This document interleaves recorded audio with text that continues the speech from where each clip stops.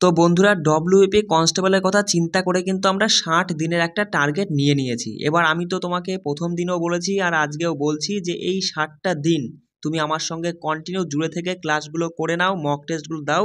নিঃসন্দেহে তুমি 75-এর মধ্যে 60+ নাম্বার খুব সহজেই আরাম করে তুলতে পারবে।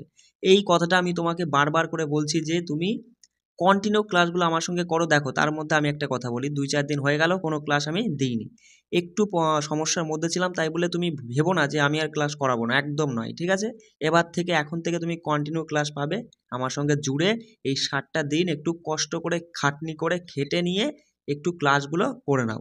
আর সমস্ত পিডিএফ আমরা আমাদের টেলিগ্রাম চ্যানেলে দিয়ে থাকি, সেখানে তুমি জয়েন্ট হয়ে পিডিএফগুলো নিয়ে নেবে, ঠিক আছে? তার জন্য আমি কিছু মূল্য রেখেছি, 199 টাকা। আমাকে দেখো, ডেসক্রিপশনে আমি ফোন নাম্বার দিয়ে দিয়েছি, সেখানে আমার সঙ্গে হোয়াটসঅ্যাপে যোগাযোগ করতে পারো। চলো, এবার দেখো, আজকে আমাদের 9তম দিন, আর আজ আমরা কারেন্ট অ্যাফেয়ার্স থেকে গভর্নমেন্ট পলিসি এবং স্কিমস, এই যে টপিকটা থেকে বেশ কিছু প্রশ্ন আমি তুলেছি সেটা আলোচনা করে নেব। জিকে টপিক থেকে আমরা দেখব জাতীয় উদ্যান এবং যে অভয়ারণ্যগুলো রয়েছে, ঠিক আছে? সেই অভয়ারণ্য থেকেও কিন্তু পরীক্ষায় প্রশ্ন আসে, ঠিক আছে? এই টপিকটা আমরা আলোচনা করে নেব। ম্যাথের থেকে দেখব ভগ্নাংশ, আর ভগ্নাংশের আজকে আমরা কিছু প্রশ্ন রেখেছি, কনসেপ্টের সাথে কিছু প্রশ্ন দিয়ে আমরা টপিকটা বুঝে নেব। আগামীকাল আমরা কি করব, এই যে ভগ্নাংশ থেকে 2018 থেকে 23-এ যতগুলো পুলিশ এক্সামের যতগুলো প্রশ্ন হয়েছিল সেই প্রশ্নগুলো আমরা পিভিআরসের প্রশ্ন আর কি আলোচনা করব, তার সাথে মোস্ট এক্সপেক্টেড বেশ কিছু প্রশ্ন আমরা আগামী দিন দেখে নেব। ঠিক একই রকম জিআই থেকেও তাই, ভেনচিত্র কনসেপ্ট আজকে বুঝে নেব। দুটো পার্ট আছে জিআইয়ের, সেই দুটো কনসেপ্টে আমরা দেখে নিয়ে আর বেশ কিছু প্রশ্ন আলোচনা করব আজকে। আর বাকি পিভিআরসিএস এর প্রশ্ন আর বেশ ইম্পর্টেন্ট কিছু প্রশ্ন আগামীকাল দেখব। আর দেখো, তার সাথে রয়েছে জিকে পিভিআরসিএস এর 5টা করে প্রশ্ন, মানে 5টা ক্ষুদ্র টপিক, বুঝতে পারছো তো? তুমি তো যদি আমার ক্লাস আগে দেখে থাকো নিশ্চয়ই জানোই। তাহলে এই যে এখান থেকে দেখবো হচ্ছে তোমার 2023-এ যে ডব্লিউবি লেডি কনস্টেবল এক্সামটা হয়েছিল সেখানকার প্রিলিমসের 5টা প্রশ্ন আমি তুলেছি, সেই 5টা প্রশ্ন একটু ছোট্ট করে আলোচনা করে নেবো। তার সাথে দেখো, আজকে রয়েছে কি ডব্লিউবি হচ্ছে তোমার হচ্ছে mock test, full mock test রয়েছে, 3 নাম্বার মক টেস্ট। এটা আমরা আগের দিন, দেখো 2 দিন আগে আমি করে নিয়েছি, সেখান থেকে ক্লাসটাও আমি করিয়ে দিয়েছি, এটা আমাদের হয়ে গেছে, ঠিক আছে? তা চলো, আজকে আমরা প্রথমেই চলে যাই কারেন্ট অ্যাফেয়ার্সের দিকে। কারেন্ট অ্যাফেয়ার্স থেকে দেখব গুরুত্বপূর্ণ প্রকল্প যোজনা। দেখো, এই যে টপিকটা, এই টপিকটা ছোট্ট একটা টপিক, এখান থেকে বিভিন্ন চাকরির পরীক্ষায় কিন্তু প্রশ্ন হয়। এবার আমাদের ডব্লিউবি অথবা কেপিতে একটা প্রশ্ন হয়তো তুলে দিল, তুমি হয়তো পড়লে না, 1 নাম্বার হাতের থেকে বেরিয়ে যাবে। আমাদের টার্গেট যখন জিকেতে, দেখো আমার কিন্তু জিকেতে লক্ষ্য রয়েছে 25-এর মধ্যে 22 থেকে 23টা প্রশ্ন আমাদের হাতে নিতেই হবে, তবেই কিন্তু আমরা 75-এর মধ্যে 60+ নাম্বার করতে পারবো। অনেকে ধরো ম্যাথে দুর্বল, সেই চিন্তা করেই কিন্তু আমরা একটা ছোট্ট টপিক আমরা ছাড়বো না, সেগুলো একটু কষ্ট করে পড়ে নেবো। একবারই তো জীবনে, একবারই তুমি পড়ে নাও, যাতে চাকরিটা হয়ে গেলে তখন তো আর এইভাবে তোমাকে পড়তে হবে না, তাই না? মানে তখন আর না পড়লেও হবে। তাই বলছি, যখন একটাই মনে করো এটাই জীবনের লাস্ট সুযোগ, সেই সুযোগটাকে সেইভাবে ঠিকমতো কাজে লাগাও। দেখো, মাথায় রাখবা যে পরীক্ষায় প্রশ্ন এরকম আসে যে কেন্দ্রীয় মন্ত্রীর জনধন যোজনা কত সালে চালু হয়েছিল? 2014 সালে। মাথায় রাখবে যে প্রধানমন্ত্রী জনধন যোজনা 2014 সালে চালু হয়। প্রধানমন্ত্রী জীবন জ্যোতি বীমা যোজনাটা কবে চালু হয়েছিল? এটা হচ্ছে 2015 সালে চালু হয়েছিল, ঠিক আছে? দেখো, প্রধানমন্ত্রী নিরাপত্তা বীমা যোজনা 2015 সালে চালু হয়। পরীক্ষায় প্রশ্ন এমন দেবে যে কেন্দ্র সরকারের নিরাপত্তা বীমা যোজনাটা কত সালে লঞ্চ করা হয়েছিল বা চালু করা হয়েছিল? 2015 থাকবে। এগুলো কিন্তু কারেন্ট অ্যাফেয়ার্স বলতে কি এখন বর্তমানে জিকে হয়ে গেছে, ঠিক আছে? একটু কষ্ট করে মাথায় রাখো, বেশ কিছু, খুব বেশি নয়, বেশ কয়েকটা প্রশ্ন মাথায় রাখবা, মানে মোটামুটি 15-20টা প্রশ্ন আছে। দেখো, আয়ুষ্মান ভারত যোজনা 2018 সালে চালু করা হয়েছিল। প্রধানমন্ত্রী আবাস যোজনা, এটাও হচ্ছে 2015 সালে চালু করা ছিল, মাথায় রাখবে, ঠিক আছে? 2015-তে। অটল পেনশন যোজনা 2015 সালে চালু করা হয়। বেটি বাঁচাও বেটি পড়াও যোজনা, এটাও 2015 সালের 22শে জানুয়ারি তোমার চালু করা হয়েছিল। ডিজিটাল ইন্ডিয়া, দেখো ডিজিটাল ইন্ডিয়া প্রোগ্রাম কবে লঞ্চ করা হয় বা কবে চালু করা হয়? পরীক্ষায় এমন প্রশ্ন আসলে সঠিক উত্তর করবা 2015 সালে 1 জুলাই ডিজিটাল ইন্ডিয়া প্রোগ্রামটা চালু করা হয়েছিল। স্বচ্ছ ভারত অভিযান 2014 সালে 2রা অক্টোবর চালু হয়। মেক ইন ইন্ডিয়া প্রোগ্রাম 2014 সালে 25 সেপ্টেম্বর চালু করা হয়েছিল। দেখো পরের প্রশ্ন বলছে যে প্রধানমন্ত্রী উজ্জ্বলা যোজনা, যেটা 2016 সালে চালু করা হয়েছিল। স্কিল ইন্ডিয়া মিশন কবে চালু করা হয়? 2015-তে। স্টার্ট আপ ইন্ডিয়া প্রোগ্রাম 2016-তে চালু করা হয়। একটু কষ্ট করে মাথায় রাখার চেষ্টা করবে, বেশি নয়, 17 থেকে 18টা মতো প্রশ্ন আছে। দেখো প্রধানমন্ত্রী ফসল বীমা যোজনা, যেটা 2016 সালে চালু করা হয়েছিল। কেমন? তার সাথে মাথায় রাখবে যে দেখো যে জাতীয় স্বাস্থ্য সুরক্ষা প্রকল্প, এটা তোলা হয়নি, মাথায় রাখবে জাতীয় স্বাস্থ্য সুরক্ষা প্রকল্প, তো এটা 2018 সালে চালু করা হয়েছিল, 2018-তে। কেমন? দেখো প্রধানমন্ত্রী মুদ্রা যোজনা কবে লঞ্চ করা হয়েছিল বা চালু করা হয়েছিল? 2015 সালে চালু করা হয়েছিল। আর একটা মাথায় রাখবে যে স্মার্ট সিটি মিশন পরিকল্পনাটি কবে কার্যকর হয়েছিল, এরকম প্রশ্ন আসলে সঠিক উত্তর করবে 2015 সালে স্মার্ট সিটি মিশন পরিকল্পনাটি কার্যকর করা হয়েছিল। ঠিক আছে, এরকমভাবে কিন্তু প্রশ্ন আসবেই, মানে আসতে পারে। সেই জন্য আমরা একটা টপিক ছাড়বো না, আমরা সব ক্লিয়ার করে যাব, একবারই জীবনে পড়বো, যাতে এই একবারে আমরা চাকরিটা হাতিয়ে নিতে পারি। দেখো কয়েকটা 3টে পয়েন্ট আমি তুলে দিয়েছি, মাথায় রাখবে। ইন্টেন্সিফাইড মিশন ইন্দ্রধনুষ 3.0, এটা স্বাস্থ্য ও পরিবার কল্যাণ মন্ত্রকের অধীনে পড়ে। ঠিক আছে, তাহলে পরীক্ষায় আসবে যে কোন মন্ত্রণালয় তোমার বলবে যে ইন্টেন্সিফাইড মিশন ইন্দ্রধনুষ 3.2 লঞ্চ করে, সেটা হচ্ছে মাথায় রাখবা যে স্বাস্থ্য ও পরিবার কল্যাণ মন্ত্রণালয়। কালা উৎসব কোন মন্ত্রণালয়ের অধীনে পড়ে? এটা শিক্ষা মন্ত্রণালয়ের অধীনে পড়ে কালা উৎসবটা। প্রধানমন্ত্রী মাতৃবন্দনা যোজনা, এটা মহিলা ও শিশু উন্নয়ন মন্ত্রক দ্বারা পরিচালিত হয়। চলো এবার 2-3টে এমসিকিউ টাইপের প্রশ্ন রেখেছি, দেখো। আর যদি বেশ কিছু গুরুত্বপূর্ণ আমি যদি পরবর্তীকালে মনে করি যে আর কিছু তোমার এই টপিক থেকে লাগবে, সেগুলো আমি পরবর্তীকালে তুলে দেবো, কোনো চাপ নিবা না। ঠিক আছে, দেখো এই প্রশ্নটা মাথায় রাখবে যে কোন রাজ্য সরকার রাজ্যের রাজ্যের আদিবাসী জনগোষ্ঠীকে সমর্থন করার জন্য লাভা যোজনা তোমার চালু করার কথা ঘোষণা করেছে? সেটা হচ্ছে উড়িষ্যা রাজ্য সরকার। মাথায় রাখবে উড়িষ্যা রাজ্য সরকার রাজ্যের আদিবাসী জনগোষ্ঠীকে সমর্থন করার জন্য তোমার এই লাভা যোজনাটা চালু করেছে। ভালো প্রশ্নগুলো তুলে দিয়েছি। ঠিক আছে, মাথায় রাখবে যে ভারতের কোন রাজ্য মুখ্যমন্ত্রী মহিলা উদ্যমিতা অভিযান চালু করে? আসাম রাজ্য। মাথায় রাখবে আসাম রাজ্য মুখ্যমন্ত্রী মহিলা উদ্যমিতা অভিযানটা চালু করেছে। যদি বলে যে কোন রাজ্য সরকার মাহতারি বন্দনা যোজনা 2024-এ চালু করেছে? ছত্তিশগড় রাজ্য সরকার মাহতারি বন্দনা যোজনা 2024-এ চালু করেছে। দেখো আর একটা প্রশ্ন রয়েছে, মাথায় রাখবা। যদি বলে যে কোন মন্ত্রক পৃথিবী বিজ্ঞান বা পৃথ্বী শীর্ষক প্রকল্প চালু করেছে? সেটা হচ্ছে ভূবিজ্ঞান মন্ত্রণালয়। এবার দেখো এরপরে কিন্তু মানে এই টপিক থেকে আর একটা পার্ট আসবে, সেই পার্টটা আমি টেলিগ্রামে দিয়ে দেবো। সেই পার্টে থাকবে ওয়েস্ট বেঙ্গলের যে সমস্ত গুরুত্বপূর্ণ যোজনা বা প্রকল্প রয়েছে তার উপর ভিত্তি করে, আর আমাদের পুরো ভারতের যে সমস্ত প্রকল্প আর কিছু গুরুত্বপূর্ণ যেগুলো আমি পাবো পরবর্তীকালে 1 মাস 1.5 মাস পর। ঠিক আছে, তখন কিন্তু সেগুলো টোটাল আমি দিয়ে দেবো, মানে সেটা হচ্ছে পরীক্ষার 1 মাস আগে আমি দেখবো, সেটা আমি দিয়ে দেবো। ঠিক আছে, চলো এবার আমরা জিকে টপিক থেকে আলোচনা করে নেব। জিকে টপিক থেকে এবার আমরা দেখব জাতীয় উদ্যান ও অভয়ারণ্য। দেখো এখান থেকে কিন্তু পরীক্ষায় প্রশ্ন হয়, তা এখানে আমি বেশ কিছু প্রশ্নের মাধ্যমে পুরো টপিকটা আলোচনা করব, একটু ভালো করে বিষয়গুলো বুঝে নাও। দেখো প্রথম প্রশ্ন বলছে যে ভিতরকণিকা জাতীয় উদ্যান নিচের কোন রাজ্যে অবস্থিত? তাহলে মাথায় রাখবে যে ভিতরকণিকা জাতীয় উদ্যান এটা হচ্ছে উড়িষ্যা রাজ্যে অবস্থিত। কেমন? আর এটা হচ্ছে সুন্দরবনের পরে ভারতের দ্বিতীয় বৃহত্তম ম্যানগ্রোভ বাস্তুতন্ত্র। তাহলে ভারতের বৃহত্তম ম্যানগ্রোভ অভয়ারণ্য কোনটি? সেটা হচ্ছে সুন্দরবন। আর এই ভিতরকণিকা জাতীয় উদ্যান এটা হচ্ছে ভারতের দ্বিতীয় বৃহত্তম ম্যানগ্রোভ বাস্তুতন্ত্র। ঠিক আছে, বা অভয়ারণ্য। দেখো এর সাথে সাথে মাথায় রাখবে এই উড়িষ্যা রাজ্যে এই সিমলিপাল জাতীয় উদ্যান উড়িষ্যা রাজ্যে অবস্থিত। ঠিক আছে, তারপরে মাথায় রাখবা যে বদরামা জাতীয় উদ্যান বা বন্যপ্রাণী অভয়ারণ্য এটা হচ্ছে উড়িষ্যা রাজ্যে অবস্থিত। চিল্কা বন্যপ্রাণী অভয়ারণ্য উড়িষ্যা রাজ্যে অবস্থিত। এগুলো কিন্তু পরীক্ষায় আসতে পারে, একটু কষ্ট করে পড়ে নেওয়ার চেষ্টা করবা। গহিরমাথা বন্যপ্রাণী অভয়ারণ্য উড়িষ্যা রাজ্যে অবস্থিত।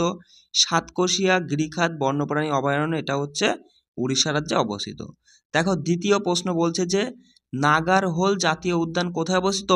কর্ণাটক। মাথায় রাখবে নাগারহোল জাতীয় উদ্যান কর্ণাটক রাজ্যে অবস্থিত। তারপরে দেখো এই যে নাগারহোল জাতীয় উদ্যানকে না রাজীব গান্ধী জাতীয় উদ্যানও বলা হয়। ঠিক আছে, তা নাগারহোল জাতীয় উদ্যান কর্ণাটকের মহীশূর এবং কোডাগু জেলায় অবস্থিত। ঠিক আছে, তাহলে কর্ণাটকের মহীশূর এবং কোডাগু জেলা মিলে অবস্থিত তোমার এই নাগারহোল জাতীয় উদ্যান। আচ্ছা দেখো 3 নাম্বার প্রশ্ন বলছে যে কেইবুল লামচা জাতীয় উদ্যান কোন হ্রদের তীরে অবস্থিত? তাহলে কেইবুল লামচা জাতীয় উদ্যান লোকটাক হ্রদ বা লেকের তীরে অবস্থিত। মাথায় রাখবা এই কেইবুল লামজাও জাতীয় উদ্যান হলো বিশ্বের একমাত্র ভাসমান জাতীয় উদ্যান। খুব ভালো একটা পয়েন্ট মাথায় রাখবা যে বিশ্বের একমাত্র ভাসমান জাতীয় উদ্যান কোনটি? কেইবুল লামজাও জাতীয় উদ্যান। এটি ভারতের মণিপুর রাজ্যের বিষ্ণুপুর জেলায় অবস্থিত। কি বললাম?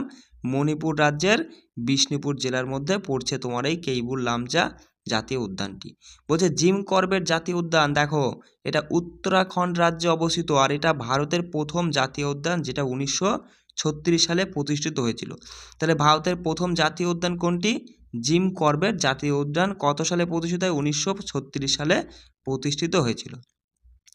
আচ্ছা যদি বলে বান্ধবগড় জাতীয় উদ্যান কোন রাজ্যে অবস্থিত? মধ্যপ্রদেশ। মাথায় রাখবা বান্ধবগড় জাতীয় উদ্যানটা মধ্যপ্রদেশ রাজ্যে অবস্থিত। রাজাজি জাতীয় উদ্যান কোন রাজ্যে অবস্থিত? উত্তরাখণ্ড। মাথায় রাখবা রাজাজি জাতীয় উদ্যান উত্তরাখণ্ডে অবস্থিত।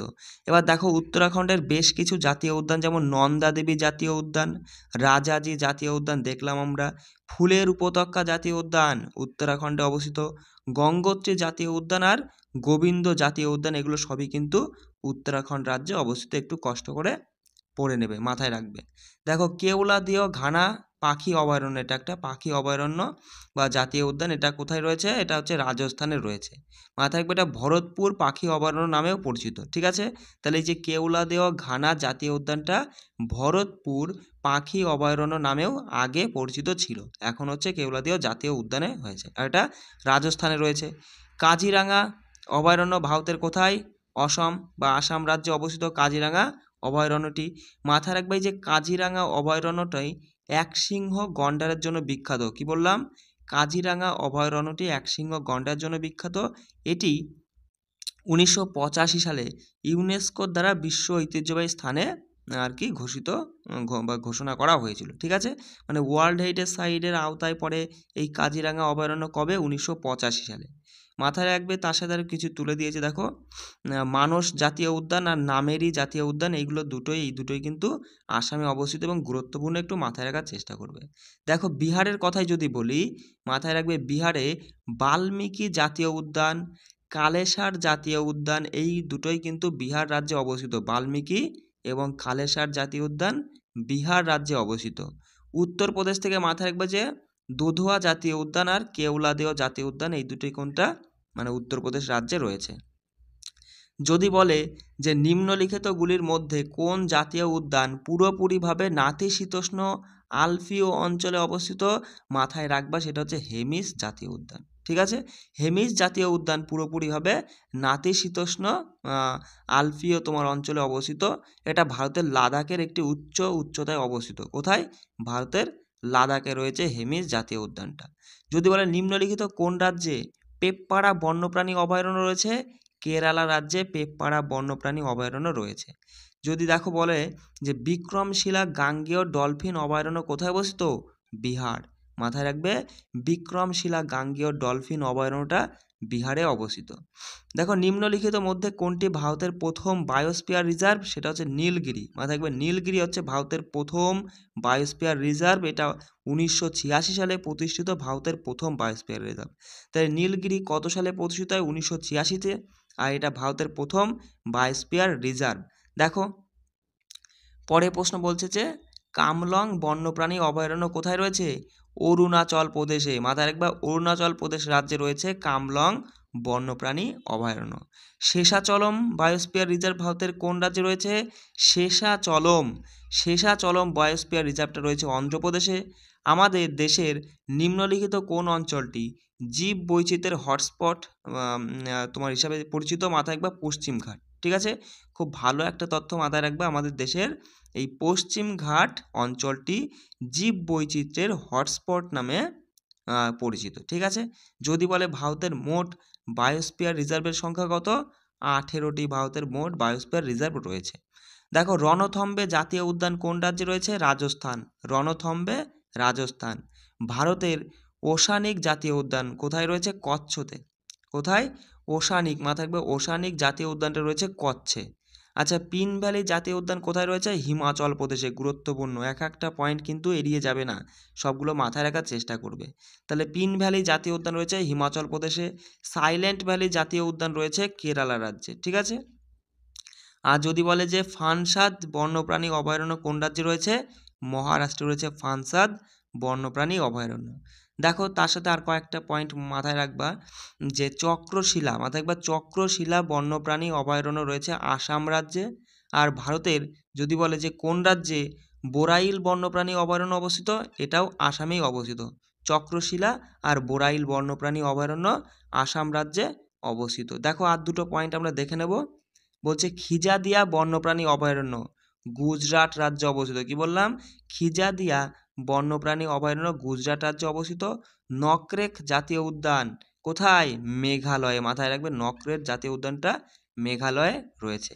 বালপাক্রাম বা বলপাক্রাম বলে জাতীয় উদ্যান মেঘালয়ে অবস্থিত। এটাও কিন্তু গুরুত্বপূর্ণ বলে তুলে দিয়েছি, মাথায় রাখবা বলপাক্রাম জাতীয় উদ্যান এটাও মেঘালয় রাজ্যে রয়েছে। চলো এবার আমরা ম্যাথের থেকে দেখবো ভগ্নাংশ। এই যে টপিকটা কিচ্ছু নেই এর মধ্যে, কিচ্ছু নেই, শুধু একটু মনোযোগ সহকারে তুমি শোনো। দেখো ভগ্নাংশ মানে কি? ভগ্নাংশ মানে যাকে এরকমভাবে ভাঙা যায়, মানে পি বাই কিউ এই রকম আকারে প্রকাশ করা যায়, যার ওপরে থাকে লব, ঠিক আছে, আর নিচে থাকে হর। একটু লেখার চেষ্টা করছি, বুঝে নাও। এইটাই হচ্ছে ভগ্নাংশ। এবার ভগ্নাংশের মধ্যে বেশ কয়েক রকমের ভাগ আছে, একটু দেখে নাও। যেমন ধরো আমি তোমাকে তো বলেই দিলাম, যেমন 2/3, এটা হচ্ছে কি? এটা হচ্ছে প্রকৃত ভগ্নাংশ। বোঝা গেল? এবার যদি 3/2 বলে দেয় তাহলে ওপরে বড় নিচে ছোট, এটা হচ্ছে অপ্রকৃত ভগ্নাংশ। এবার অপ্রকৃত ভগ্নাংশ থেকেই মিশ্র ভগ্নাংশ বেরিয়ে আসে। যেমন এখানে নিচেরটা দিয়ে উপরেটাকে ভাগ করবা। এই যে বাই মানে কি? বাই মানে কিন্তু ভাগ বস। মাথায় রাখবা এই বাই চিহ্নকে ভাগ দ্বারা প্রকাশ করা হয়। তাহলে এই 2 দিয়ে 3কে ভাগ করে তুমি বলবা 2 অক্ষে 2, এক ভাগশেষ থাকছে, ভাগশেষটা উপরে, আর নিচে যা থাকবে সেটা সবসময় নিচেই বসবে। এই হয়ে গেল তোমার এই অপ্রকৃত ভগ্নাংশ থেকে আমরা মিশ্র ভগ্নাংশে পরিণত করলাম। ব্যাস, আর কিচ্ছু নেই। এবার দেখো সিম্পল কিছু কিছু ছোট ছোট বিষয় তোমাকে ধরতে হবে, কিন্তু মানে মাথায় রাখতে হবে, তাহলে পরে তুমি এই টাইপের প্রশ্নগুলো খুব তাড়াতাড়ি সমাধান করতে হবে। দেখো কোনো ভগ্নাংশের ক্ষেত্রে মাথায় রাখবা এক অংশ মানে সম্পূর্ণটা। এবার একের থেকে তুমি যখনই কোনো কিছু বাদ দিবা, যেমন ধরো বললো যে 5/7 তুমি বাদ দাও, সঙ্গে সঙ্গে কি করবা? ভগ্নাংশের নিচে হর যা থাকে সেটা সবসময় তাই হবে, ঠিক আছে, এটা মাথায় রাখবা। নিচে যা থাকে সেটা সবসময় তাই হবে, আর এই দুটো পার্থক্য করে উপরে বাদ দিয়ে দাও, মানে উপরে বসিয়ে দাও। দেখো 7/5 বিয়োগফল 2, তাহলে 2/7 হলো। বিষয়টা বুঝতে পারলে? সঙ্গে সঙ্গে এক অংশ থেকে যখনই কোনো কিছু বাদ দিতে বলবে, নিচে যা আছে তাই হবে, আর এই বিয়োগফলটা উপরে, ব্যাস। চলে আসি আর একটা টাইপ, মানে বুঝে নাও যে যখন কোনো কিছু যোগ করতে বলবে, যেমন 1-এর সাথে 2/3 যোগ করতে বলো, যোগ মানে সেটাকে শুধু যোগ চিহ্নটা উঠিয়ে দিয়ে একটু জুড়ে দাও, যোগ চিহ্নটা উঠিয়ে দিয়ে একটু জুড়ে দাও, কাছাকাছি নিয়ে আসো, ব্যাস হয়ে গেল। এইটাই। এবার দেখো এইটাকে যদি এইভাবে না লিখেও কিন্তু এরকম থাকতে পারে। কেমন থাকতে পারে? যে 5 অপ্রকৃতই বানিয়ে দেওয়া যায়। এটা কি? মিশ্র। আমরা দেখলাম অপ্রকৃত থেকে মিশ্রই গিয়েছিলাম, এবার মিশ্র থেকে কিন্তু অপ্রকৃতও যাওয়া যায়। তাহলে যাবা কি করে? যেমন এই পূর্ণ অবস্থায় যেটা রয়েছে তার সঙ্গে নিচেরটা গুণ করে ওপরটা যোগ, যেমন 3 অক্ষে 3 আর 2 5, 5/3। বোঝা গেল? সিম্পল বিষয়। এবার দেখো আর একটা জিনিস আমি তোমাকে বলে দিচ্ছি, যেমন তোমাকে বললো যে 2/3, আর এখানে ধরো 2 পূর্ণ 2/3 যোগ 3 পূর্ণ 1/3 তোমাকে যোগ করতে বলেছে। তাহলে এই ক্ষেত্রে তুমি এই পূর্ণ সংখ্যায় যেগুলো রয়েছে সেগুলো তুমি যোগ করবে আগে। দেখো 3 আর 2 যোগ করলে 5 হচ্ছে, আর এবার এই ভগ্নাংশে যোগ করো 2/3 আর 1/3 তুমি যদি যোগ করো, সঙ্গে সঙ্গে বলবা দাদা 3 তো নিচে লসাগু হচ্ছে, মানে 3 আছে যেহেতু, আর 2 আর 1 যোগ করলে 3, 3/3 মানে শুধু 1, তাহলে 5-এর সঙ্গে 1 যোগ করে তুমি বলবা অ্যান্সারটা হচ্ছে দাদা 6। ধরতে পারলে বিষয়টা? চলো এবার দেখো আর একটা জিনিস বলে দিই। যেমন হচ্ছে বললো 1/2, এর সাথে তোমাকে যোগ করতে বললো 1/4। তাহলে এই যে দেখবা যে এই যে বড় সংখ্যাটা মানে ছোট সংখ্যাটা দেখবা এর সাথে কিছু গুণ করলে কি বড় সংখ্যাটা আনা যায় কিনা, যদি গুণ করে আনা যায় তাহলে তার সাথে গুণ করে দেবা। তাহলে সে দেখো 2 গুণ করে 4 আসছে। তাহলে মাথায় রাখবা যে ভগ্নাংশের ওপরে লব আর নিচে হর, কোনো একটা পার্টকে যে সংখ্যা দিয়ে গুণ করব অপর পার্টকেও সেই সংখ্যা দিয়ে গুণ করতে হয়, এটাও মাথায় রাখবা। তাহলে সঙ্গে সঙ্গে বলবা যে এদিকে ওপরে হচ্ছে 2, ঠিক আছে, মানে এইটুকুর বদলে ওপরে 2 আর নিচে হচ্ছে 4। এবার দেখো নিচে সেম সংখ্যা যখনই থাকবে তখন তাদের লসাগু মানে সেইটাই হয়, আর যোগ থাকলে ওপরেরগুলো জুড়ে যায়, বিয়োগ থাকলে ওপরেরগুলো বিয়োগ হয়ে যায়। তাহলে 2 আর 1 3, এই হয়ে গেল উত্তর। এই ছোটো ছোটো কনসেপ্টগুলো তুমি ধরতে পারলে না, অঙ্কগুলো না কোনো রকমের ক্যালকুলেশন ছাড়াই মানে তুমি প্র্যাকটিস করতে করতে খুব সহজেই সমাধান করতে হবে। দেখো সঙ্গে সঙ্গে তুমি এখানে বলবা দাদা এই 2 আর 3 যোগ করলে 5 আর 2 7, 7 আমরা পূর্ণ অবস্থায় পেয়েছি। 1-এর 3 একটু দেখে নাও, 1-এর 3, 2-এর 3 আর 1-এর 2। আমি একটু আস্তে বলছি কারণ এগুলো কিন্তু খুব তাড়াতাড়ি সমাধান করা যায়। একটু আস্তে বলছি তোমার বোঝার জন্য। দেখো 3, এই যে 3 আর 2 এর লসাগু করে সঙ্গে সঙ্গে 6 হচ্ছে। তাহলে এখানে 6 আনতে গেলে 2 দিয়ে গুণ আর ভগ্নাংশের কোনো একটা পার্টকে যে সংখ্যা দিয়ে গুণ করে অপর পার্টকেও সেই সংখ্যা দিয়ে গুণ করতে বললাম। তাহলে তুমি এটা করবা না, তুমি মাথায় বলবা উপরে 2 হচ্ছে। এখানে হচ্ছে 6 আনতে গেলে 2 দিয়ে গুণ মানে উপরেও 2 দিয়ে গুণ 4 হবে। আর এখানে হচ্ছে 3 দিয়ে গুণ মানে উপরেও 3 দিয়ে গুণ 3 হবে। সঙ্গে সঙ্গে বলবা যে 6 আর 3 হচ্ছে 9/6। 9/6 মানে তুমি বলবা একটু কেটে নাও 3/2। এবার 3/2 থাকলে সেটা সবসময় তুমি কি করবা, এই 3/2 কেমন দেখাচ্ছে মানে ওপরে সবসময় ছোট রাখার চেষ্টা করবা। তাহলে তুমি এখানে বলবা এটা অপ্রকৃতই, আমরা যদি অপ্রকৃত আছে মিশ্রতে নিয়ে গেলে 1 পূর্ণ 1/2। দেখো 2 দিয়ে 3কে ভাগ করলে ভাগফলটা চলে আসে এই যে পূর্ণ অবস্থায়, ভাগশেষ উপরে, নিচে যা থাকবে সেটা সবসময় নিচেই থাকবে। তাহলে তুমি এটাকে তো এইটাকে দেখো এই 1 পূর্ণ 1/2কে 1 যোগ 1/2ও লিখতে পারো, কোনো সমস্যা নেই। বিষয়টা বুঝতে পারলে? তাহলে তুমি বলবা 7, এইদিকে 7 আর এদিকে 8, 8 আর হাফ 8.5। বিষয়টা বুঝতে পারলে? 8.5 হলো। এবার এইটুকু কাজ করে আমরা শুধু এক্স প্লাস 8.5 পড়ে রইলো, 8.5টা ওই দিক নিয়ে যাবা। তাহলে শুধু এক্স রাখবা এইদিকে, 9 বিয়োগ 1/6 আর এখান থেকে বিয়োগ হবে 8.5, 8 পূর্ণ 1/2। দেখো 9 থেকে 8 বেরিয়ে যাবে, 1 থাকছে। 1/6 থেকে 1/2 বাদ দিবা, লসাগু তো 6 হচ্ছে, এখানে 3 দিয়ে গুণ মানে এখানেও 3 দিয়ে গুণ। সঙ্গে সঙ্গে বলবা 1-এর থেকে 3 বিয়োগ মানে 1-এর থেকে 3 বিয়োগ মানে 2 থাকছে মাইনাসে। তাহলে 1-এর থেকে বিয়োগ 2/6 মানে সঙ্গে সঙ্গে কি বললাম, নিচে যা থাকবে সেটাই হবে আর এদের বিয়োগ ফলটা উপরে। দেখো এটা একটু কাটা যায়, অপশনে দেখো এরকম থাকতে পারে যে 2/3 থাকতে পারে। এটাই আমাদের সঠিক উত্তর, কারণ এখানে কাটা যাচ্ছে ভগ্নাংশ উপর নিচে, কেটে ছোট করে নিলাম। বিষয়টা বুঝতে পারলে? সঠিক উত্তর দেখো তুমি কিন্তু প্র্যাকটিস করলে না এইভাবে খুব সহজেই সমাধান করতে হবে। দেখো সঙ্গে সঙ্গে এখানে কি করবা, এই যে পূর্ণ অবস্থায় যেটা রয়েছে দেখো আগে ওপরের কাজটুকুনা করে নাও। এই 2 আর 3 যোগ করে তুমি বলবে দাদা 5 হলো। আর এখানে আমরা দেখতে পাচ্ছি এই দুটো ভগ্নাংশ দুটো তুমি যদি যোগ করো তাহলে এই যে 2 আর 3 এর লসাগু হচ্ছে 6। এখানে 6 বানাতে গেলে 3 দিয়ে গুণ, সঙ্গে সঙ্গে হলো ওপরে 3 আর এখানে হচ্ছে 2 দিয়ে গুণ করতে হচ্ছে 4 হচ্ছে 7/6। 7/6 মানে তুমি সঙ্গে সঙ্গে বলবা সবসময় অপ্রকৃত থাকলে মিশ্র ভগ্নাংশে নিয়ে আসবা, কারণ এগুলো সবই মিশ্র ভগ্নাংশ রয়েছে। তাহলে তুমি বলবা 1 পূর্ণ 1/6। তাহলে এই 5 আর 1-এ 6 পূর্ণ 1/6 হচ্ছে, উপরে পেলাম 6 পূর্ণ 1/6। ঠিক আছে? এবার দেখো নিচের কাজটা করো, 5-এর থেকে 2 গেলে 3 হচ্ছে আর 1/2 থেকে 1/3 তুমি যদি বাদ দাও, লসাগু তো 6, তাহলে এখানে হচ্ছে 3 দিয়ে গুণ মানে 3 আর এখানে 2 দিয়ে গুণ, তাহলে 3-এর থেকে 2 গেলে 1। দেখো এবার এটা নিচে কি আছে, এর নিচে ছিল হচ্ছে 3 পূর্ণ 1/6। এবার দেখো এক্ষেত্রে তুমি কি করবা, যেই বাই রয়েছে মানে ভাগটাকে তুমি গুণে পরিণত করবা। আর সেক্ষেত্রে যদি এখানে তোমার দেখো যে মিশ্র ভগ্নাংশ থাকে সেটাকে অপ্রকৃতই নিয়ে যাও। তাহলে 6 36 রেখে 37, একটু কষ্ট করে বুঝে নাও, 37/6। আর এই ভাগ রয়েছে, ভাগটাকে আমরা গুণ করব। আর এখানে দেখছি 318কে 19/6, 19/6 সেটা 6/19 হয়ে যাবে, কারণ ভাগটাকে গুণ করেছি, তাহলে ভগ্নাংশটা উল্টে যাবে। সঙ্গে সঙ্গে 6 কাটবে, ওপরে 37 রয়েছে আর নিচে 19 রয়েছে। খুব সহজেই তুমি সমাধান করতে পারবে। তারপর এটাতে কিন্তু অপশনে থাকতে পারে, এবার এটা না থেকে কিন্তু এমনও থাকতে পারে যে 19 দিয়ে তুমি যদি ভাগ করো, 19 অক্ষে 19 আর এদিকে থাকছে কত 18, হ্যাঁ ওপরে 18 আর নিচে 19, এটাও কিন্তু অপশনে থাকতে পারে। বুঝতে পারলে? চলো পরের প্রশ্ন দেখো। দেখো এই টাইপের প্রশ্নে অনেকে অনেক রকমের নিয়ম বলে, আছে এর অনেক রকমের সহজ নিয়ম আছে যে যে কটা প্লাস থাকবে সে কটা দাগ দাও, দাগ দিয়ে গুণ করে করতে যাও। দেখো সেটা হচ্ছে প্লাসের ক্ষেত্রে একরকম নিয়ম, মাইনাসের ক্ষেত্রে একরকম নিয়ম, গুণের ক্ষেত্রে একরকম নিয়ম, নানা রকমের নিয়ম হয়, কিন্তু আমি এখানে একটাই নিয়ম তোমাকে বলে দেবো, সেইটাই করবা। দেখো সব পারবে, ভালো করে করবা, মানে ভালো করে বুঝবা। সঙ্গে সঙ্গে তুমি নিচের ভগ্নাংশের কাজ করবা আগে।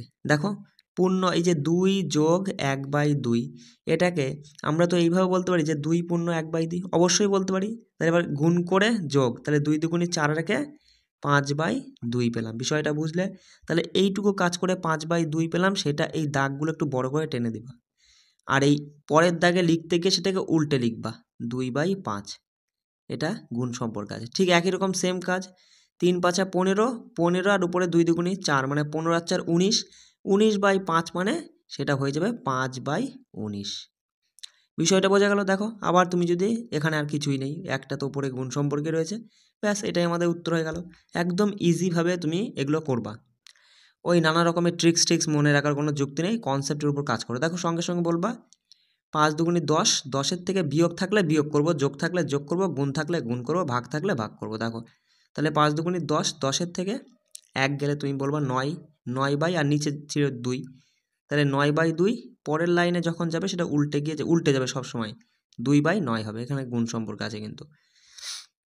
এবার দেখো 9 দুগুণে 18, 18 আর 6 কত 24, 24/9 মানে এটা উল্টে গিয়ে হবে 9/24 টোটালে, আর কিচ্ছু নেই কিন্তু, শুধু 24 আছে।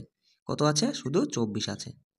এবার দেখো একটু কাটাকাটি যাচ্ছে, দেখো 4 দিয়ে কাটে 4 ছক 24, এটা যদি তুমি কাটো তাহলে এখানে হচ্ছে নিচে 2 ওপরে 3। দেখো সেম কাজ, 2 অক্ষে 2 আর 3 5, 5 বাই আর এখানে 2, তাই না? তাহলে এবার দেখো এখানে এটা কিন্তু যোগ চিহ্ন আছে, কিন্তু এটা আসলে প্রশ্নে ছিল ভাগ, ঠিক আছে? প্রশ্নে ভাগ ছিল, এটা টাইপিং মিস্টেক হয়ে গেছে। যোগ থাকলে যোগ যেমন আছে সেরকম করবা, কোনো অসুবিধা নেই। এই টোটালে কাজ করে আমরা 5/2 পেলাম, বিয়োগ। এবার দেখো আগে ভাগের কাজটা করো ব্যাকেটের মধ্যে, তাহলে এখানে 5 থাকছে, 5 আর এদিকে হাফ, মাঝখানে ব্যাকেট মানে গুণ, তাহলে এটা কি হয় 5/2 হয়। 5/2 বিয়োগ করলে কিছুই থাকছে না, 0 আমাদের সঠিক উত্তর হচ্ছে। বিষয়টা বুঝতে পারলে? খুব সহজেই কিন্তু সমাধান করতে হবে। দেখো এই টাইপের প্রশ্ন কিন্তু পরীক্ষা আসে, এরকম তোমাকে হচ্ছে কয়েকটা ভগ্নাংশ তুলে দিয়ে বলবে যে এর মধ্যে কোনটা ছোট বা কোনটা বড়, এরকম জানতে চাই। দেখো সিম্পল আমি একটা কথা বলি, যখনই দেখবা এমন কিছু ভগ্নাংশ দিয়েছে যাদের পার্থক্য সেম আসছে, দেখো এদের সবারই পার্থক্য কিন্তু ওপর মানে লব আর হরের পার্থক্য সেম, তাই না? লবে 6, নিচে 7, পার্থক্য 1-এর, পরেরটাও তাই, দেখো 1-এর পার্থক্য। সেক্ষেত্রে তুমি মাথায় রাখবা যার লব বড় মানে লব মানে ওপরেরটা, যার লব বড় সেই ভগ্নাংশটাই সব থেকে বড়। তাহলে এখানে 7/8 আমাদের সব থেকে বড় হয়ে গেল। যদি ক্ষুদ্রতম বা ছোটোটা জানতে চাইতো তাহলে অপশানে এইটা, মানে অপশান বলতে কি 4/5 হতো সব থেকে ছোট। দেখো এবার সবসময় তো সেরকম সেম পার্থক্য থাকবে না, যেমন এই ক্ষেত্রে তুমি দেখো এখানে পার্থক্য কিন্তু একটু আলাদা আছে, আবার এখানে উপরেরটা ছোট নিচেরটা বড়, এখানে উপরেরটা বড় নিচেরটা ছোট, তাই না? সেক্ষেত্রে আমি যে কনসেপ্টটা বলছি এখন সেটা সব ক্ষেত্রে প্রযোজ্য। দেখো কি করবা, সঙ্গে সঙ্গে তুমি যে কোনো প্রথম দুটো ভগ্নাংশর গুণফল বার করবা। কীভাবে? বজ্র গুণন করবা। দেখো 3×6 কত 18, 5×7 35। দেখো আমাদের ক্ষুদ্রতম জানতে চেয়েছে, আমরা ছোটটা খুঁজবো। এর মধ্যে ছোটকে এইটা ছোট। এবার দেখো এইটার সাথে এইটা তুমি দেখবা যে এই দুটোর মধ্যে ছোটকে, দেখো 3 দুগুণী 6 আর 3×5 15, তাই না? তাহলে 6 আর 15-র মধ্যে ছোটকে, এইটাই ছোট থাকছে। এবার দেখো এইটার সাথে এবার এইটার সম্পর্ক খুঁজবো, মানে বিষয়টা বুঝতে পারছো? আমি লেখাটা একটু ঘিজিমিজি হচ্ছে তাই। 11/10 এইটা, তাই না? এখনও পর্যন্ত 3টের মধ্যে থেকে এটাই ছোট রয়ে গেছে। এবার এইটা আর এইটার মধ্যে সম্পর্ক খুঁজবো, কে ছোট? বলবা 3×10 30, 5×11 55, কে ছোট? 30 ছোট, 55 সরি 55 আর 30 আমার 30 ছোট, মানে এইটাই হচ্ছে সব থেকে ক্ষুদ্রতম। এই মানে কনসেপ্টটা তোমার সবসময় কাজে লাগবে, সে পার্থক্য 1 থাক বা যা কিছু থাক, কম বেশি কোনো ব্যাপার না। যখনই দেখবা সংখ্যাগুলো ছোট ছোট দিয়েছে তখন এই কনসেপ্টটা তুমি কাজে লাগাবা। এবার ধরো সংখ্যাগুলো এমন দিয়ে দিল যে 22 ধরো দিয়ে দিল যে 37, এরকম কিছু ভগ্নাংশ দিল, সেক্ষেত্রেও কিন্তু আমরা এই পার্থক্যের উপর ডিফারেন্স করব। যেমন এখানে তুমি বলবা পার্থক্য কত, সঙ্গে সঙ্গে বলবা 15, সেই 15 দিয়ে তোমার 22কে ভাগ করে দশমিকের ক্ষেত্রে আমরা প্রযোজ্য করব। প্র্যাকটিস যখন করব আমরা তখন বিষয়টা আরও ভালো করে তুমি বুঝে যাবে। দেখো এই যে পৌনঃপুনিকের অঙ্ক, সঙ্গে সঙ্গে কী করবা, দেখো যোগে আগে যোগ করে নিয়ে পরে বাদ দিবা বিয়োগটা। দেখো এখানে 3.36 আছে। এবার যার মাথায় বার সেটা হচ্ছে রিপিট হয়, এবার তুমি সেটা 3 বার লিখবা টোটালে, বুঝতে পারলে? দেখো তারপর একটা 1.33, ব্যাস এটা যোগ আছে, যোগ করো। দেখো 9 এটা হচ্ছে কত 9 আর 4, ব্যাস। এবার যেটা বিয়োগ করতে বলেছে, দেখুন বইয়ে বিয়োগ করতে বলেছে 2.05, তাহলে 05 বারবার রিপিট হচ্ছে, 05 লেখার পরে এবার দেখো এখানে থাকছে কত 4, এখানে থাকছে হচ্ছে 9 আর এখানেও থাকছে তাই 4 9 থাকছে, পয়েন্ট দিয়ে 4-এর থেকে 2 গেলে 2। তাহলে দেখো এই যে 94টা কিন্তু বারবার রিপিট হচ্ছে, তাহলে তুমি এখানে বলবা 2.94-এর মাথায় বার, এইটা আমাদের সঠিক উত্তর হয়ে যাবে। বিষয়টা বুঝতে হলে এইভাবে কিন্তু এই পৌনঃপুনিকের অঙ্ক তুমি করতে পারবা খুব সহজেই। দেখো এই টাইপের প্রশ্ন। এখানে এর মান দিয়েছে এত, তাহলে এটা সমান কী হবে, সঙ্গে সঙ্গে বলবো এটার মান তো তোমার হচ্ছে দশমিক ছিল কত 2 ঘর আগে, সেখানে উত্তরের সময় বেরোলো 1 ঘর আগে, তো এখানে কোনো দশমিকই নেই, তাহলে এখানে মানটা হবে 37 থেকে যাবে। আর এখানে দেখো 4 ঘর আগে দশমিক, মানে সেক্ষেত্রে 2 ঘর আগে যখন উত্তর বেরোবা মানে বর্গমূলের বাইরে আসবে তখন 2 ঘর আগে দশমিক হবে, তাহলে 2 ঘর আগে দশমিক মানে 37 তো হবেই, 2 ঘর আগে মানে 1 ঘর 2 ঘর আগে দশমিক, তাহলে এখানে তো কিছু নেই মানে পয়েন্ট, এখানেও 0.37। বিষয়টা বুঝতে পারলে? দেখো 2 ঘর 4 ঘর 6 ঘর আগে দশমিক মানে 3 ঘর আগে, তাহলে 1 ঘর 2 ঘর আর একটা শূন্য বসিয়ে তারপর দশমিক 3 ঘর আগে, তাহলে দশমিকের ঠিক দশমিকের জায়গায় থাকবে, দশমিক নড়চড় হবে না, 0.37। ব্যাস, এটা যোগ করলে অ্যান্সার চলে আসবে এখানে 714, আর এখানে তোমার যে পয়েন্ট হচ্ছে আর এখানে 73, এই হচ্ছে আমাদের সঠিক উত্তর। বুঝতে পারলে বিষয়টা? চলো দেখো এই টাইপের এবার চলে আসি আস্তে আস্তে লেখার দিকে, লেখা অঙ্কে। বলছে একটি একটি জলপূর্ণ বালতির ওজন 25 কেজি, বেশ ভালো কথা। বলছে 2/3 অংশ জলপূর্ণ অবস্থায় বালতিটির ওজন 20 কেজি, খালি বালতিটির ওজন কত? দেখো এই যে ভগ্নাংশের ক্ষেত্রে এক মানে সম্পূর্ণটা, এক অংশ মানে পুরোটা বা সম্পূর্ণটা, যদি আমরা পার্সেন্টেজ বা তোমার লাভ ক্ষতির ক্ষেত্রে দেখতাম তখন 100% বার করতাম, মানে সম্পূর্ণটা বেরিয়ে যেত, তাই না? কিন্তু এক্ষেত্রে মাথায় রাখবা ভগ্নাংশের ক্ষেত্রে এক অংশ বললে পরে সেখানে এক মানে সম্পূর্ণটা। তা দেখো প্রথমে কি ছিল, প্রথমে বলছে একটি জলপূর্ণ বালতির ওজন, মানে জল পুরো পূর্ণ রয়েছে তার সাথে বালতিও রয়েছে, সেটার ওজন 25 কেজি, মানে তুমি এখানে ধরবা যে সম্পূর্ণ জল এক অংশ মানে সম্পূর্ণ জল, আমি ওয়াটার বলে লিখছি, তার সাথে বালতি রয়েছে, সেটা হচ্ছে 25 কেজি। এবার বলছে হচ্ছে এবার জলটা কিছু কমিয়ে দিয়েছে, মানে 3 ভাগের 2 ভাগ রেখেছে, 3 ভাগের 2 ভাগ 2/3, এত অংশ জল আর এদিকে বালতি রয়েছে, তাদের ওজন নাকি 20 কেজি। ব্যাস, তুমি এবার বাদ দাও, যদি তুমি বিয়োগ করো বালতি কেটে গেল, থাকলো দেখো এক অংশ থেকে, তুমি যদি এক অংশ মানে সম্পূর্ণটা, অংশের ক্ষেত্রে আমি বারবার করে বলছি মাথায় রাখবা, 1 থেকে 2/3 বাদ দিয়ে মানে কি, সঙ্গে সঙ্গে বলবা নিচে যা আছে তাই তো হবেই, এদের বিয়োগফলটা উপরে 1/3, 1/3 জল সমান 5 কেজি, মানে 3 ভাগের মধ্যে 1 ভাগ জলের যে ওজনটা সেটা হচ্ছে 5 কেজি, তাহলে মোট জলের ওজন কী হবে, তুমি সঙ্গে সঙ্গে বলবা 3 ভাগ মানে 3 ইউনিট জলের ওজন হবে, 3 5 15 কেজি, তাহলে মানে মোট জলের ওজন আমরা পেলাম 15 কেজি, তাহলে টোটালে ছিল 25 কেজি জল আর বালতি মিলে, তাহলে তার মধ্যে শুধু জল যদি 15 কেজি হয় তাহলে বালতি 10 কেজি হবে।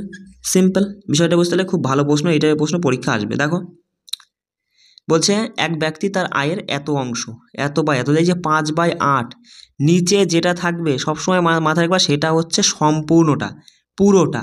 সে যদি 8খানা মানে কি বলবো, মানে 8 ভাগ ইনকাম করে, তার মধ্যে 5 ভাগ সে সংসারে দিয়ে দেয়, তারপরে সংসারে খরচ করে। তারপরে বলছে যে সে যদি 8 ভাগ ইনকাম করে, তার মধ্যে সেই 1 ভাগ অংশ ছেলেকে দিয়ে দেয়। দেখতেই পাচ্ছি যে 8 ভাগ ইনকাম করছে, 5 ভাগ দিয়ে দিচ্ছে সংসারে, আবার 8 ভাগেরই 1 ভাগ দিয়ে দিচ্ছে ছেলের পড়াশোনার কাজে।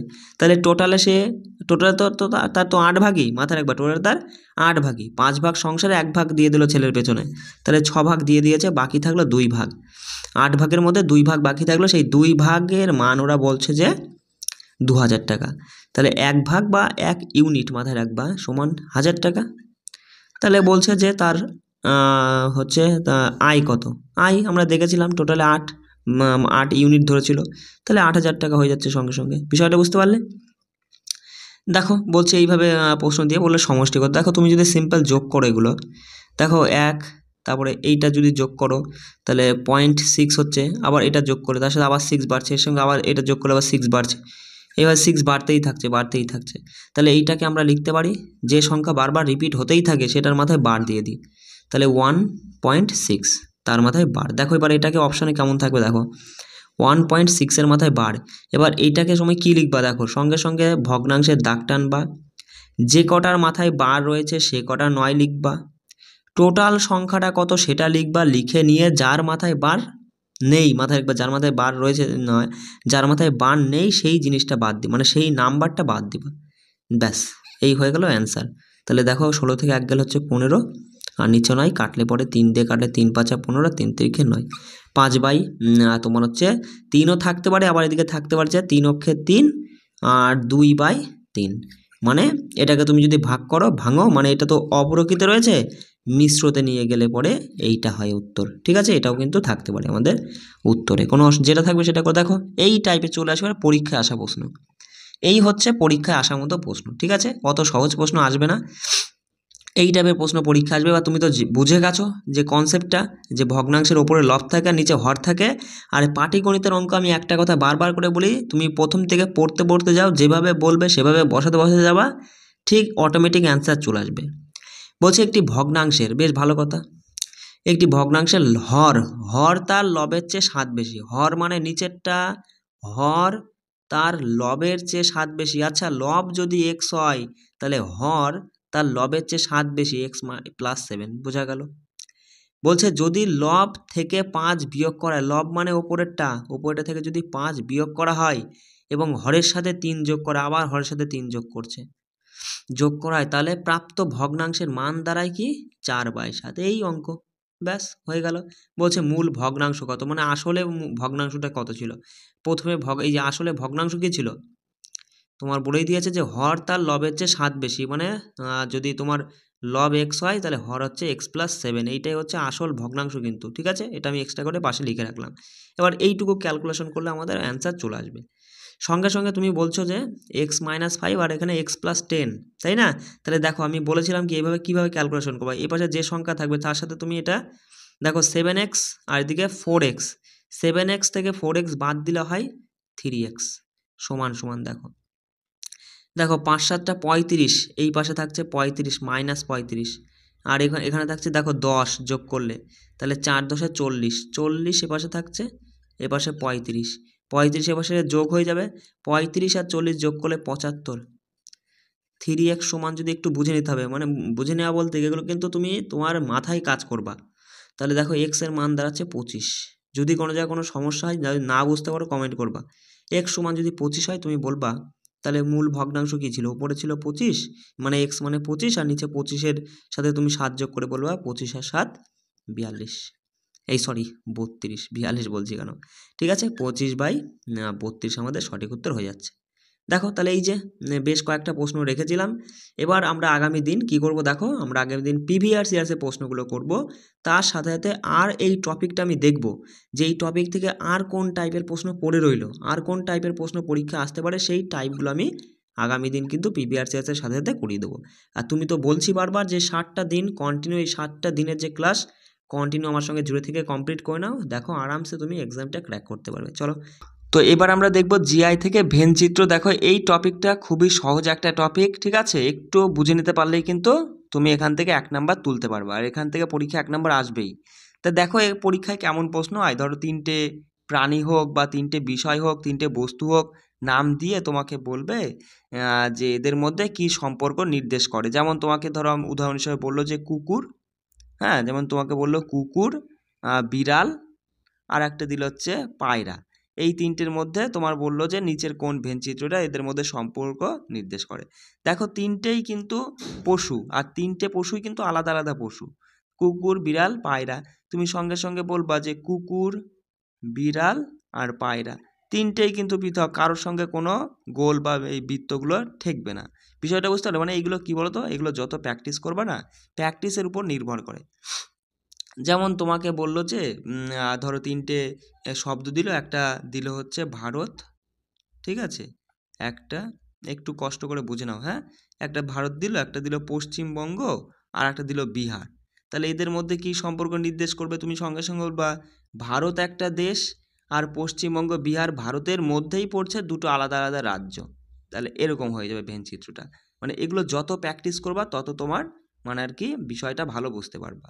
যেমন ধরো তোমাকে বললো এরকম একটা ভেন চিত্র, এবার বলো তো এটা কি নির্দেশ করে, মানে পুরো গোলটা, মানে এই ছোট দুটো পুরো গোলের মধ্যে থাকবে। এবার এই ছোট গোলে ধরে এটা এ ধরলাম আর এটা বি ধরলাম, কিছু এ বি আবার কিছু বি এ, বিষয়টা বুঝতে পারলে। যেমন এখানে আমি যদি বলি উদাহরণ হিসাবে আমি তোমাকে বললাম যে পিতা, দেখো পিতা, ভাই, আর এদিকে পুরুষ, একটু উদাহরণের সাহায্যে আমি বোঝানোর চেষ্টা করছি, ঠিক আছে, পুরুষ, একটু দেখো। তাহলে এই পুরো গোলটা কি, পুরো গোলটা পুরুষ যদি আমরা ধরি, হ্যাঁ, তা বলছে এটা ধরো আমি ভাই ধরলাম, কিছু ভাই কারোর পিতা হতে পারে, আবার কিছু পিতা কারোর ভাইও হতে পারে। আবার এই ফাঁকা জায়গায় এইটুকু মিলেছে মানে এইটুকু কি বোঝাচ্ছে? এইটুকু বোঝাচ্ছে যে কিছু পিতা ভাই, আবার কিছু ভাইও পিতা। আর এইটুকু মানে কিছু পিতা পিতা, কারোর ভাই নাও হতে পারে, কিছু ভাই ভাই, কারোর পিতা নাও হতে পারে। বিষয়টা বুঝতে পারলে? এইভাবে তুমি যত প্র্যাকটিস করবা বিষয়গুলো আর বুঝে নেবে, এর মধ্যে আর কিচ্ছু নেই। দেখো প্রশ্নের মাধ্যমে বিষয়গুলো একটু বুঝে নেওয়ার চেষ্টা করো। যেমন এখানে বলছে দেখো পশু, কুকুর, বিড়াল আর হাতি। তাহলে এখানে দেখো পশু তুমি নিজেই আঁকবে, পশুর মধ্যে কুকুর একটা পশু, বিড়াল একটা পশু, হাতি একটা পশু। কোনো কুকুর বিড়াল নয়, কোনো হাতিও কিন্তু এখানে তোমার বিড়াল হয়, কোনো হাতি হয় না, আর কোনো বিড়ালও হাতি হয় না, তাই না? তাহলে এই বড় গোলের মধ্যে তিনটে পৃথক গোল। দেখো বড় গোলের মধ্যে তিনটে পৃথক গোল আমরা যদি দেখি অপশান 2 রয়েছে আমাদের সঠিক উত্তর। বিষয়টা বুঝতে পারলে? দেখো এগুলো যত প্র্যাকটিস করবা তত তোমার ক্লিয়ার হয়ে যাবে মানে বিষয়টা। দেখো ছেলে বলছে আর এদিকে ক্রীড়াবিদ আর শিক্ষার্থী। আচ্ছা তাহলে আমরা এখানে ভেনচিত্রটা কেমন করতে পারি? দেখো ছেলে ক্রীড়াবিদ, তাহলে কিছু ছেলে ক্রীড়াবিদও হতে পারে, আবার কিছু ছেলে তোমার শিক্ষার্থীও হতে পারে। বিষয়টা বোঝো, একটা ছেলে ক্রীড়াবিদ শিক্ষার্থী, এই জায়গাটা কিছু ছেলে ক্রীড়াবিদ আবার শিক্ষার্থীও হতে পারে, কিছু ক্রীড়াবিদ তোমার শিক্ষার্থীও হতে পারে, আবার ছেলেও হতে পারে, তাই না? তাহলে এই রকম একটা ভেনচিত্র তুমি যদি দেখো, দেখো অপশান 2 রয়েছে আমাদের এখানে, 2 সঠিক উত্তর হয়ে যাবে। বুঝতে পারলে বিষয়টা? দেখো বলছে সোনা, রূপো আর গহনা।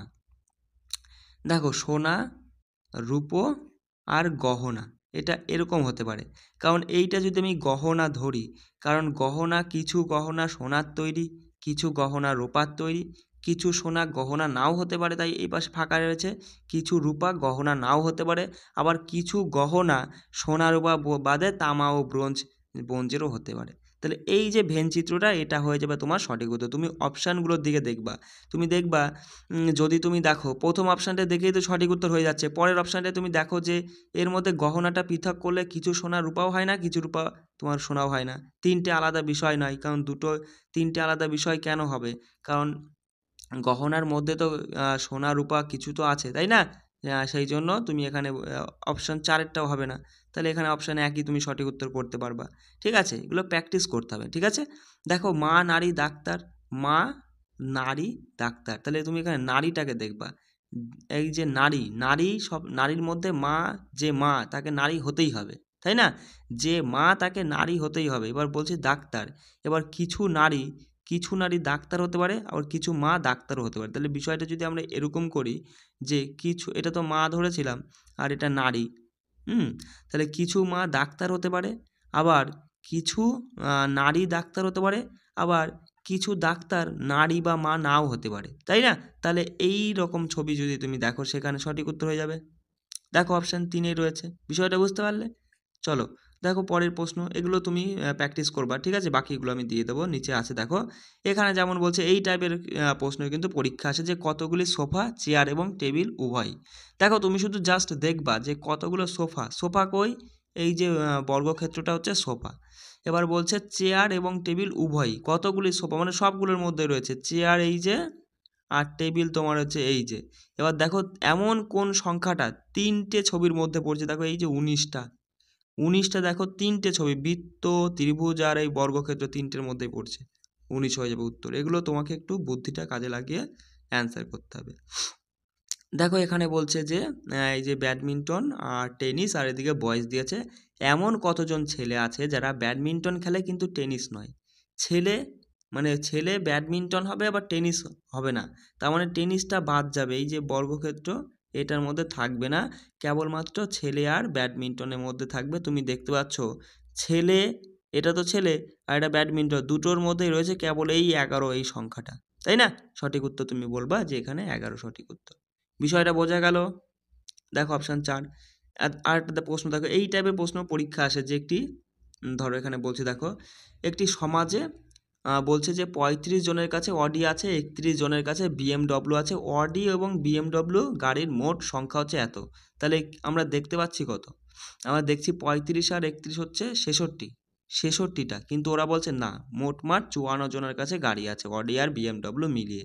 বলছে উভয় গাড়ি কতজন চালায়, তার মানে এর মধ্যে আমরা দেখছি যে কিছু ব্যক্তি আছে যারা তোমার হচ্ছে দুটো গাড়ি চালায়, সেই জন্য 66 হয়ে গেছে। তাহলে তুমি সঙ্গে সঙ্গে 54, দেখো 66 থেকে যদি 54 বাদ দাও, তাহলে তোমার কত দাঁড়াচ্ছে?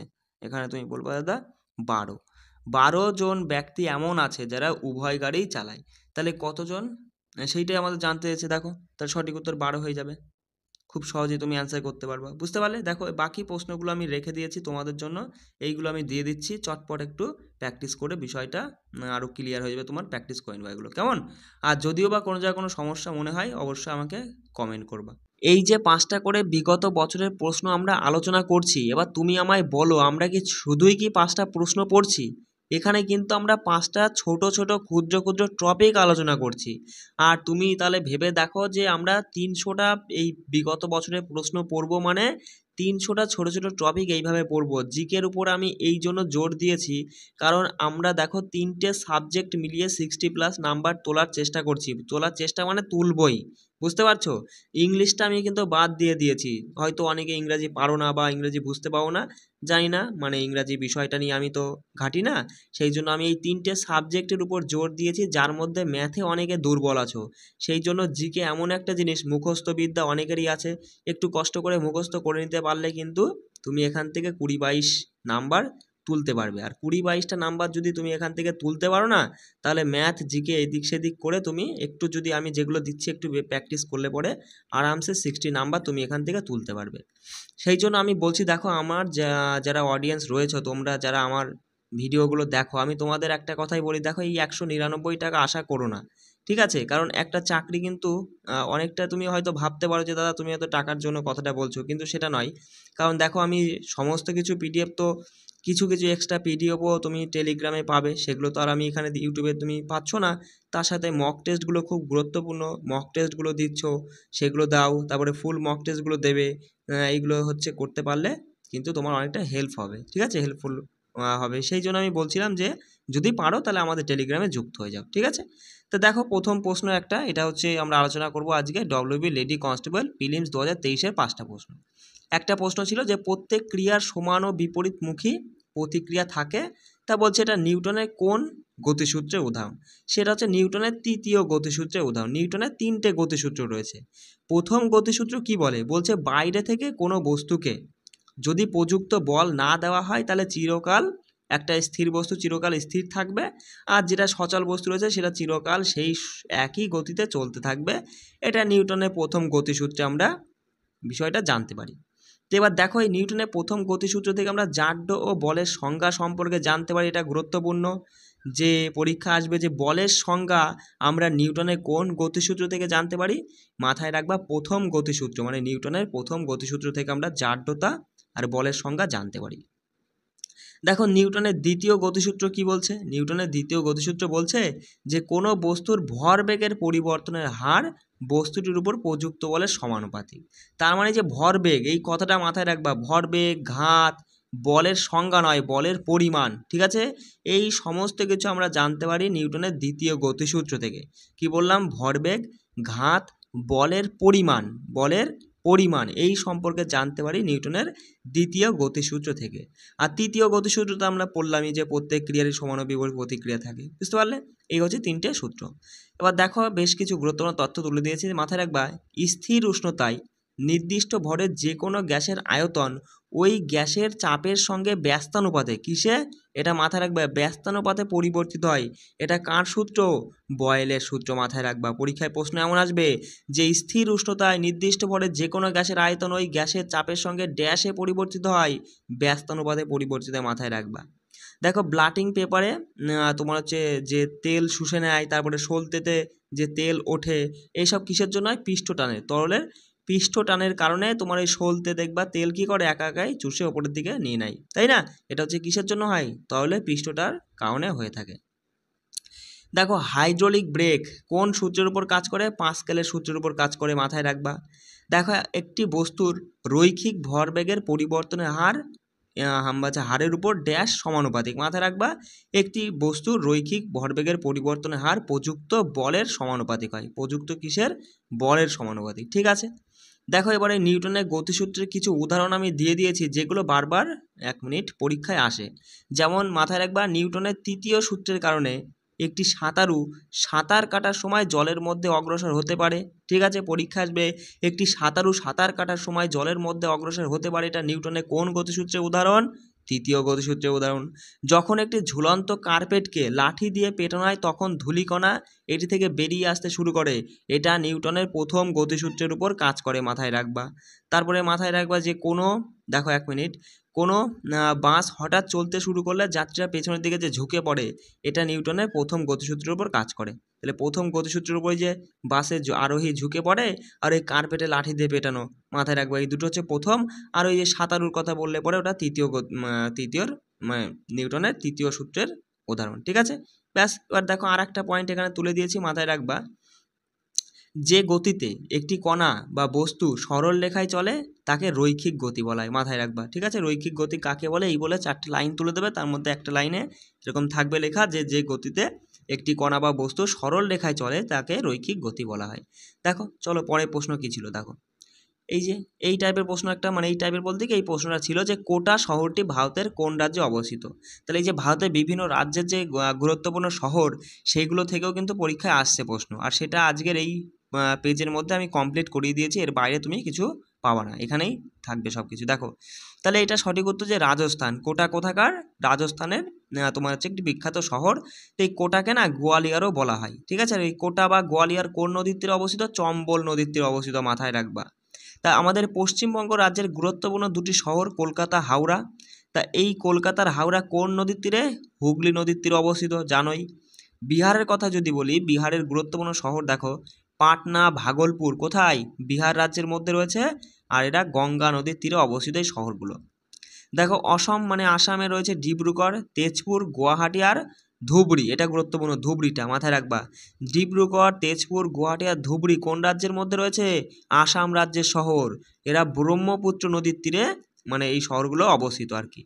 দেখো উড়িষ্যা রাজ্যের মধ্যে রয়েছে কটক আর সম্বলপুর শহর, মহানদীর তীরে অবস্থিত। উত্তরপ্রদেশে রয়েছে অযোধ্যা শহর। তাহলে অযোধ্যা শহর কোথায়? উত্তরপ্রদেশ রাজ্যের মধ্যে রয়েছে, সরয়ু নদীর তীরে অবস্থিত অযোধ্যা। আগ্রা হচ্ছে যমুনা নদীর তীরে অবস্থিত, মাথায় রাখবা। কানপুরও উত্তরপ্রদেশে, তোমার বানারসিও উত্তরপ্রদেশে, যেটা হচ্ছে গঙ্গা নদীর তীরে অবস্থিত। লখনৌ কোথায়? উত্তরপ্রদেশে অবস্থিত, আর হচ্ছে গোমতী নদীর তীরে অবস্থিত। কোন নদীর তীরে? এটাও কিন্তু গুরুত্বপূর্ণ, যে কোন শহর কোন নদীতে, পরীক্ষায় প্রশ্ন আসতেই পারে যে লখনৌ কোন নদীর তীরে অবস্থিত। ঠিক আছে, মাথায় রাখবা গোমতী। এলাহাবাদ দেখো এটা বেশ গুরুত্বপূর্ণ, মাথায় রাখবা যে গঙ্গা, যমুনা, সরস্বতীর সঙ্গমস্থলে এই এলাহাবাদ শহরটি গড়ে উঠেছে, আর এই এলাহাবাদ শহর তোমার এই উত্তরপ্রদেশ রাজ্যে অবস্থিত। চলে আসি উত্তরাখণ্ড, বদ্রীনাথ মাথায় রাখবা, অলকানন্দা নদীর তীরে অবস্থিত। হিমাচল প্রদেশের মানালি শহর, ঠিক আছে, এটা বিপাশা নদীর তীরে অবস্থিত। পাঞ্জাবে রয়েছে ভাকরা, ফিরোজপুর, লুধিয়ানা, পাঞ্জাব রাজ্যের মধ্যে রয়েছে শহরগুলো, আর এরা শতদ্রু নদীর তীরে গড়ে উঠেছে। গুজরাট রাজ্যে রয়েছে সুরাট, তাপ্তি নদীর তীরে গড়ে উঠেছে, জানোই। গান্ধীনগর যেটা হচ্ছে সবরমতী নদীর তীরে রয়েছে অবস্থিত আর কি। আর গান্ধীনগর কোথায়, কোন রাজ্যের মধ্যে পড়ছে? গুজরাটের মধ্যে পড়ছে। তার মধ্যে মাথায় রাখবা ভাদোদরা, এটাও গুরুত্বপূর্ণ, যেটা মাহি নদীর তীরে গড়ে ওঠা একটি শহর, গুজরাট রাজ্যের একটি শহর। চলে আসি মধ্যপ্রদেশে যদি বলি, উজ্জয়িনী, শিপ্রা নদীর তীরে, জব্বলপুর, নর্মদা নদীর তীরে, এটা সবই এই দুটো শহরই আর কি মধ্যপ্রদেশের। মহারাষ্ট্র রয়েছে নাসিক, গোদাবরী নদীর তীরে। ঔরঙ্গাবাদ হচ্ছে গোদাবরী নদীর তীরে। এগুলো একটু খটকা লাগলেও আমি বলবো মাথায় রাখার চেষ্টা করবা, পরীক্ষায় চলে আসলে 1 নম্বর হাত থেকে বেরিয়ে যাবে। আমাদের টার্গেট কিন্তু জিকেতে 25-এর মধ্যে 20-র উপরে, সেই জন্য বলছি সবগুলো পড়বা, কোনোটা যেন এড়িয়ে যেও না, একবারই ভালো করে জীবনের মতো পড়ে নাও, যাতে চাকরি এবারই তোমাকে নিয়ে নিতে হবে, আর আমরা এই চাকরির জন্য পড়বো না। এইটা তোমার মাথায় একটাই লক্ষ্য এখন। মনে করো যে এই রাত তোমার 10টা বাজুক আর 3টে বাজুক, ওই সব আমি যাই না, আজকে দাদা যেগুলো করেছে সেগুলো আজকে আমার কমপ্লিট করতে হবে, ঠিক আছে।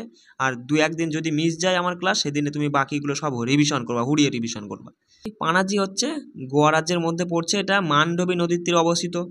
অন্ধ্রপ্রদেশে দেখো কুর্নুল বা বিজয়নগর, যেটা হচ্ছে তুঙ্গভদ্রা নদীর তীরে আর কি অবস্থিত। নেল্লোরটা মাথায় রাখবা পেন্না নদীর তীরে রয়েছে, এটাও কিন্তু অন্ধ্রপ্রদেশ রাজ্যের মধ্যে পড়ছে নেল্লোর শহর।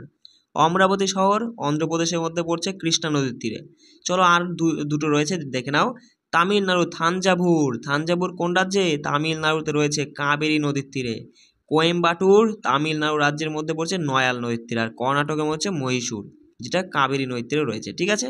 এই কিছু তথ্য কিন্তু মাথায় রাখবে। দেখো পরের প্রশ্ন একটা ছিল যে আন্দ্রিস পর্বতমালা কোন মহাদেশে অবস্থিত? সঠিক উত্তর দক্ষিণ আমেরিকা মহাদেশে রয়েছে আন্দ্রিস পর্বতমালা। এবার আবারও যদি এই পর্বতমালা থেকে জানতে চাই যে কোন মহাদেশে কোন পর্বতমালা রয়েছে, তাহলে এখান থেকে তুমি সেই প্রশ্নটা পেয়ে যাবা। মাথায় রাখবা রকি পর্বতমালা উত্তর আমেরিকা মহাদেশে রয়েছে, অ্যাটলাস পর্বতমালা উত্তর পশ্চিম আফ্রিকা মহাদেশের মধ্যে পড়ছে, ইউরাল পর্বতমালা যেটা রাশিয়া মহাদেশে অবস্থিত, হিমালয় পর্বতমালা এশিয়া মহাদেশে। মাথায় রাখবে অ্যাপেলোচিয়ান পর্বতমালা যেটা এটা হচ্ছে উত্তর পূর্ব আমেরিকা মহাদেশের মধ্যে পড়ছে। ঠিক আছে, তাহলে উত্তর পূর্ব আমেরিকা মহাদেশে পড়ছে অ্যাপেলোচিয়ান পর্বতমালা। দেখো আর কয়েকটা রয়েছে গুরুত্বপূর্ণ, দেখে নাও। দেখো আলতাই পর্বতমালা, এটা গুরুত্বপূর্ণ। আলতাই পর্বতমালা এশিয়া মহাদেশে অবস্থিত।